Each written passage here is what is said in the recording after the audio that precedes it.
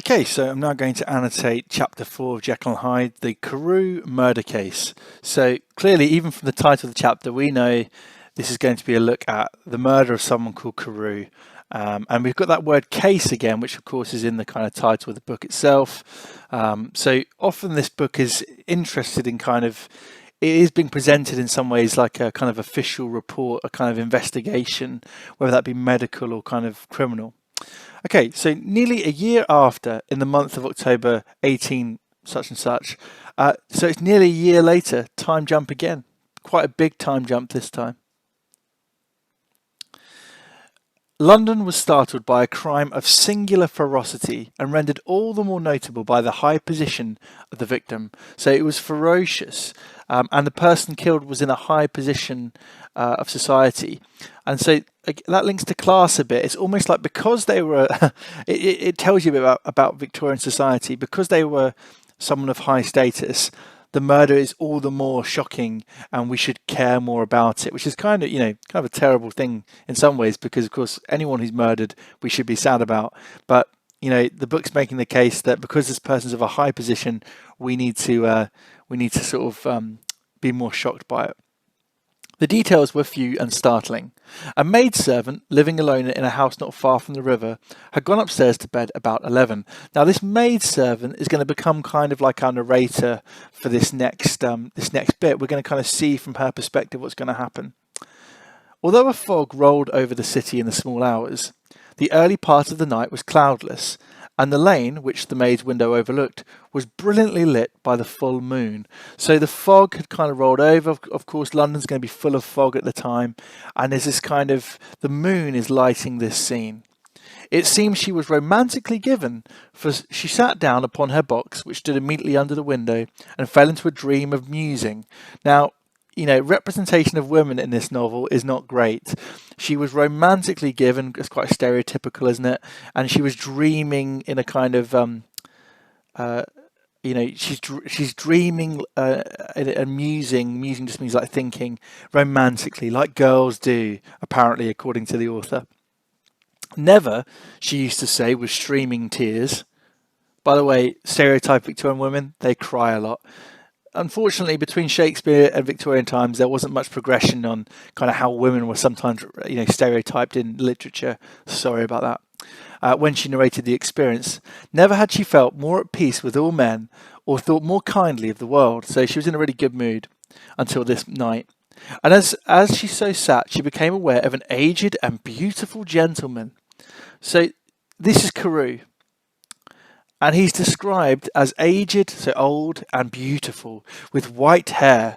And it's this kind of representation of the upper class as being somehow beautiful and wise. I mean, the white hair sort of implies wisdom, perhaps innocence.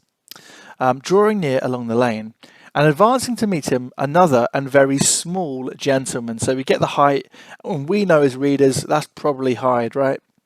If it's small in this novel, it's probably Hyde. To whom at first she paid less attention. When they had come within speech, which was just under the maid's eyes, the older man bowed and accosted the other with a very pretty manner of politeness. So he's very respectful, Carew. He has a pretty bow and he's very polite. It did not seem as if the subject of his address were of great importance. Indeed, from his pointing, it sometimes appeared as if he were only inquiring his way. But the moon shone on his face as he spoke, and the girl was pleased to watch it. It seemed to breathe such an innocent and old-world kindness of disposition, yet with something high too, as of a well-founded self-content. So again, we get this representation. The Carew is innocent. He's full of old-world kindness. He's well-founded self-content. So upper class equals kind of saintly figures. Well, this one in particular. Presently, her eye wandered to the other, and we're going to get something called a juxtaposition here between the two. And juxtaposition is a posh way of saying contrast. I've had to fit it in quite difficultly there, but juxtaposition, that is all one word. Okay, so presently her eye wandered to the other, and she was surprised to recognise in him a certain Mr. Hyde, who had once visited her master, and for whom she had conceived a dislike. So even the maid has this like dislike feeling for Hyde, and she recognises him. He had in his hand a heavy cane, with which he was trifling, so just sort of like playing around with it. But he answered never a word, and seemed to listen with an ill-contained impatience. So he's kind of like this ball of kind of impatience as he's talking to Danvers. By the way, we don't get any description about why they're meeting. We only get the maid's perspective of it. So we don't know what kind of... You imagine it's some kind of dodgy dealing going on here, but we never know what that is. And we kind of have to let our minds wonder about what that might be. And then all of a sudden, he broke out in a great flame of anger. And that's a lovely metaphor there. This great flame of anger, burning kind of hatred, stamping with his foot, brandishing the cane, and carrying on, as the maid described it, like a madman. So suddenly, Hyde breaks into this furious, mad kind of way of being. He's brandishing his cane, he's stamping his foot, a little bit like the way he trampled over the girl in chapter 1. The old gentleman took a step back, with the air of one very much surprised and a trifle hurt. So he's surprised by this reaction. So clearly him and Hyde have had a pretty good relationship up to this point. So a bit of an odd one there about why he might be surprised by Hyde's reaction. And at that, Mr. Hyde broke out of all bounds and clubbed him to the earth.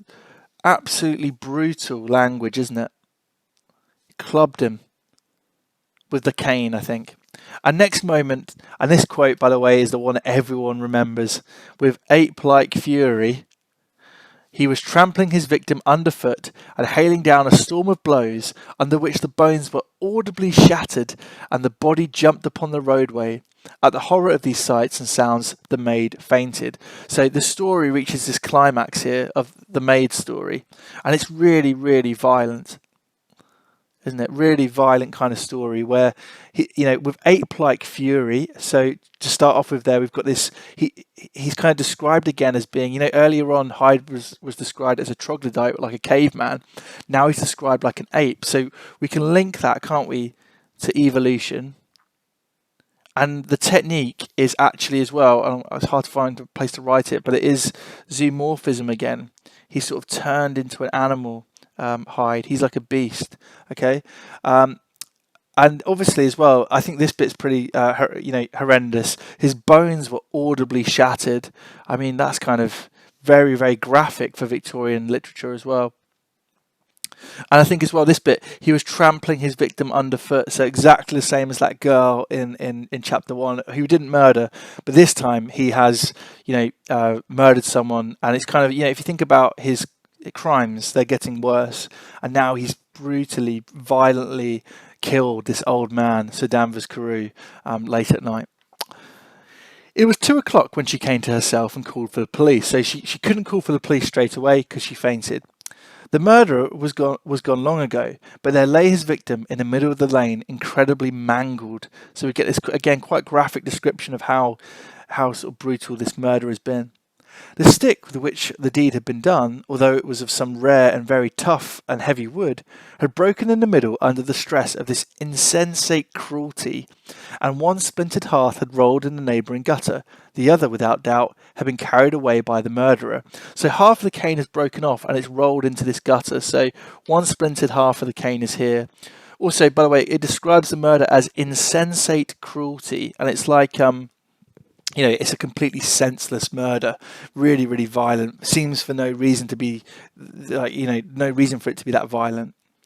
A purse and a gold watch were found upon the victim, but no cards or papers, except a sealed and stamped envelope, which he had been probably carrying to the post, and which bore the name and address of Mr. Utterson. So there is a letter here to Mr. Utterson that they find, an envelope, a stamped envelope, sealed and stamped, which has got the name of Utterson on it. So Utterson is linked to this murder because his name is on the envelope that's at the scene of the crime. This was brought to the lawyer the next morning before he was out of bed, and he had no sooner seen it and been told the circumstances that he shot out a solemn lip. "I shall say nothing till I have seen the body," said he. "This may be very serious. Have the kindness to wait while I dress." And with the same grave countenance, he hurried through his breakfast and drove to the police station whither the body had been carried. And as soon as he came into the cell, he nodded. So Utterson's reaction is he has this solemn lip, he's a bit sad about it. And he's quite calm about it outwardly. He's saying this sounds pretty serious. And he's got that grave countenance that he kind of even had at the very beginning of the novel. "Yes," said he, "I recognise him. I am sorry to say that this is Sir Danvers Carew." So Utterson knows the victim. "Good God, sir," exclaimed the officer. "Is it possible?" So look at the shock. He exclaims, he says, "Good God," he asks a question. The shock that it's someone kind of wealthy, If you think about Jack the Ripper, he killed lots of kind of lower class, kind of prostitutes in Victorian London. And sometimes the victims there, it wasn't regarded with the greatest amount of sympathy, but because this man is a sir and he's obviously of high class, even the police officer really, really cares about it, because it's so shocking that this could happen in the upper classes. And remember, the people reading this might be of sort of middle upper class at the time as well.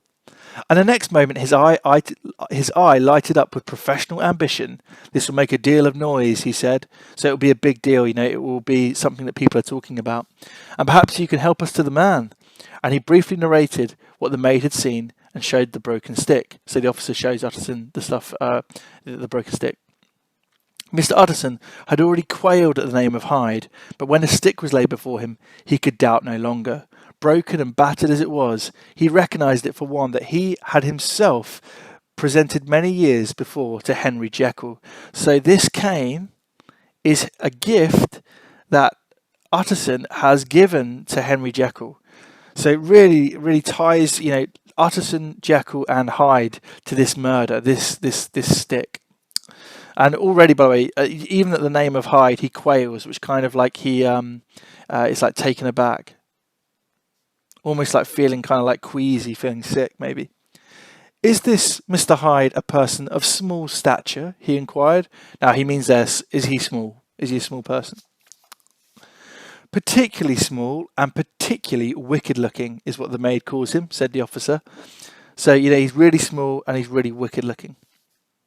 Mr. Utterson reflected, and then, raising his head, "If you will come with me in my cab," he said, "I think I can take you to his house." So Utterson's going to take the policeman to his house. It was by this time about 9 in the morning, and the first fog of the season.